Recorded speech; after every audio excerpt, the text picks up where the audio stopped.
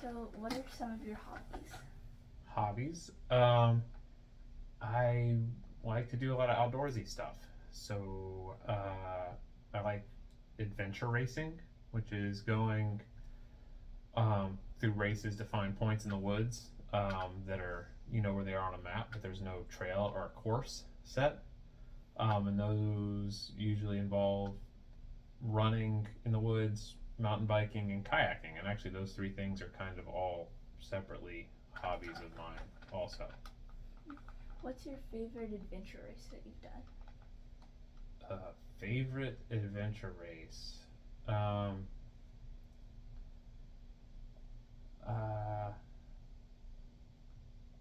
Honestly, I really enjoyed this. I did one just a month ago. It was a 12-hour race that I was by myself. That one was really fun just because it was really smooth. It's one of the first times I haven't gotten lost at all. So when you spin circles looking for a point, you don't go very fast. So I didn't do much of that. So it was really nice. But I've had some good ones, good fun times with teammates on some other races, including one with you. Hmm, that was fun. Um, was the longest one that you did 24 hours, or has there been a longer one? Oddly, that one was 26 hours, which we got to the start of the race for a 24-hour race, and the guy was like, "Oh yeah, this course seems kind of long, so we're gonna give you 2 extra hours." So now it's a 26-hour race. So yeah, 26 is the longest I've Hmm, done so far. that's an interesting way of doing it. Was that the hardest one that you did? Uh,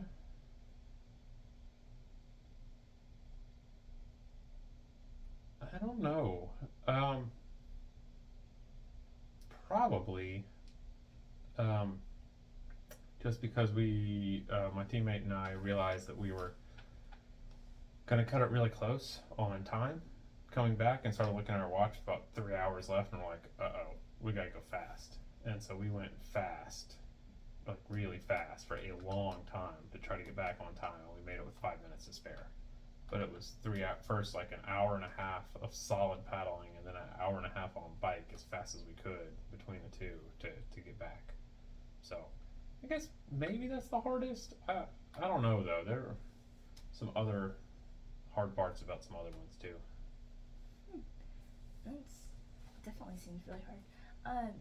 Like, so you said that you were a wastewater engineer.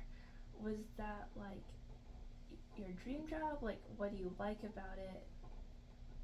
Oh man. Um, Something wasn't the dream job. I chose my profession on being able to use what I did overseas doing either missions or development work. Um, and I haven't done nearly as much of that as I thought I might. I've done one overseas trip to Kenya to build spring boxes, but that was when we were cleaning water for drinking, doing that. Um, but once I was in the water sphere and kind of within civil engineering itself, um, I found wastewater treatment to be the most complicated and therefore to me the most fun thing that I could do. It just there was more to it, more to understand, more complexity, um, and more ways to make a difference by being really good at your job instead of just versus being average. So it's kind of why I went that way. I thought it was interesting. Okay, that makes sense. Is there like creative aspects in your job that you like? Oh yeah, um, I love being able to go. My favorite thing is when I go on site to a wastewater treatment plant and I'm talking to some city employee or somebody that's explaining all the problems they're having with the plant, and I'm like, I've seen hundreds of plants at this point, so I know a lot of potential solutions. I know a lot of innovative technologies that are out there on the market now. So when I can understand what they're doing, why they're doing it, why it's a problem, and what possible solutions there might be, and sometimes they might think something costs like $50 million, and then you realize, hey, but if you use this new thing, you can get the job done for $5 million. The client that I'm talking to can get real excited about that because it's like they're able, like some of the ways that I'm able to do it, I can creatively apply some of the solutions and accomplish a lot more for a lot less money. So I like that because that's no one's telling me what to do. Like I can see the problem and try to figure out what's the best way to solve it. And basically all wastewater plants are different too. So there's never really like oh, let's do what we did over here. It'll work just the same. It's like not usually. Do you have a degree in your job? Yes. I have a civil engineering bachelor's degree and an environmental engineering master's. And wastewater treatment is an environmental engineering discipline. So I heard that you said at one point that you got your master's degree in 1 year. Was that easy or hard? That was hard. People like professors and things thought I was crazy for doing that. I took a lot more classes than was recommended and just pushed through it. And honestly, there's some strategy in there too. There was one class that had the reputation of being really hard and taking a lot of time. And I realized that I could get my degree without having to take that class, and I could take more classes as a result. So that one class might have caused me to spend an extra semester in school just because I would have had to take fewer at a time. So I strategized. But it was hard, but it wasn't that hard. I took 15 hours of graduate engineering courses one semester, which normal load is 9 hours. So again, professors thought I was insane, but it wasn't that bad actually. The mix of classes, the really hard ones weren't on that semester. How does math affect your job? Like, how do you use math with wastewater? All the time. Everything has math behind it. So I spend a lot of time calculating what the quality of the water is going out to make sure it's clean enough, because various pollutants, like there's never pure zero of anything, so it's just getting the numbers very small, and how you calculate all of that involves some pretty complicated equations all working together with each other. And yeah, you probably don't want me to tell you about all of them. I don't. So what is like the most important part of your job? Like, what is the most necessary thing?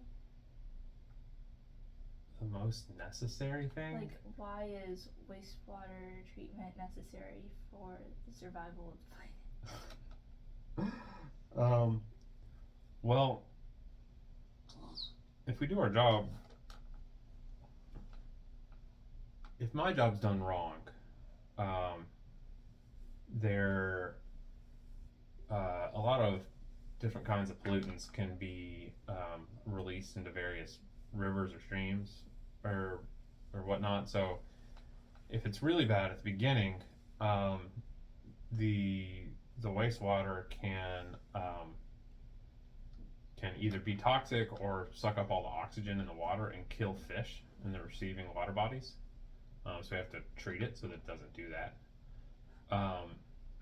And then maybe more like day to day is that I try to make the amount of nutrients coming out of the wastewater be lower. And that helps because in Tennessee and for like half the country, all those nutrients build up and eventually flow down into the Mississippi River and into the Gulf of Mexico. And it creates a big area where they call it a dead zone in the Gulf of Mexico, where there's so many nutrients that algae grows, and the algae steals the oxygen from fish. and then fish won't grow in these really, really big stretches of the Gulf as a result. So, a lot of the older plants don't really remove nutrients. So, a lot of my job is to find those older ones that don't do that and fix them so that they do better in the future to make the, over time, make the water quality in the Gulf of Mexico better. Because there's just like absolutely no fish there. So In a few spots, not like across the whole whole but, Gulf. and different.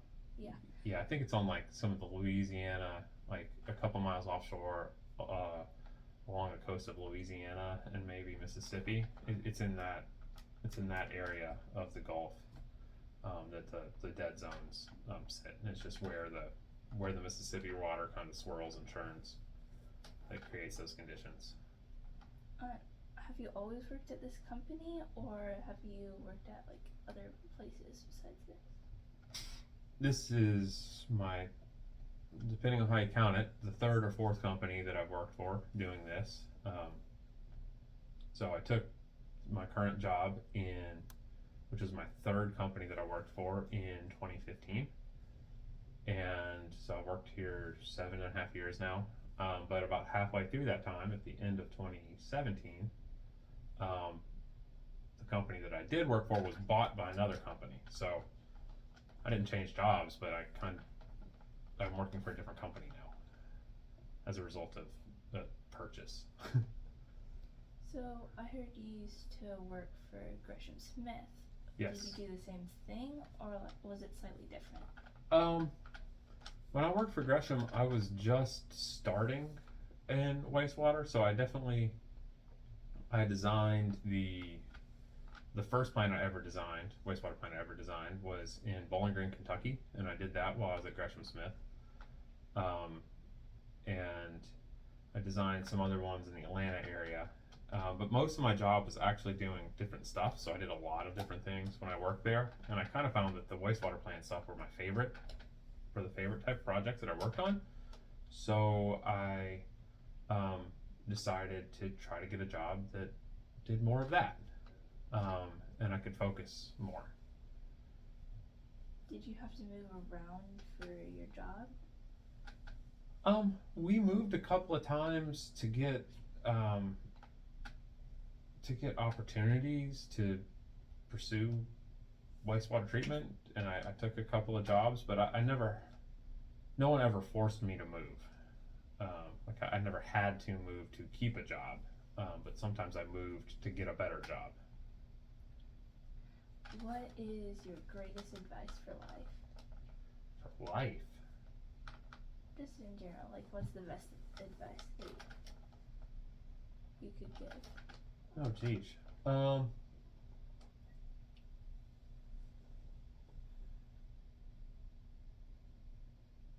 I think sometimes it's that, like, if you, so many different things, but like, from a economic and quality of life standpoint, it's that if you can put in the work, you can make your own opportunities to further your own success. So like sometimes sometimes there's risks. A couple of times that we moved, I took different jobs and I'm in a better spot than I would have been had I not done that. I'm further along in my career and in a much more secure, higher paying place than I would be otherwise had I not taken some risks and gone at it. But also sometimes I've had great opportunities at work that I got because I won the project. You know, like I did the work and made the opportunity that I get to then benefit from. So, but those things don't just happen. So it's like you have to put in the work. But at the same time, if you do too much work, you'll forget why you're doing the work. So you can't lose sight of that either. Yeah, that would cause a problem. Yes. Thanks for your time.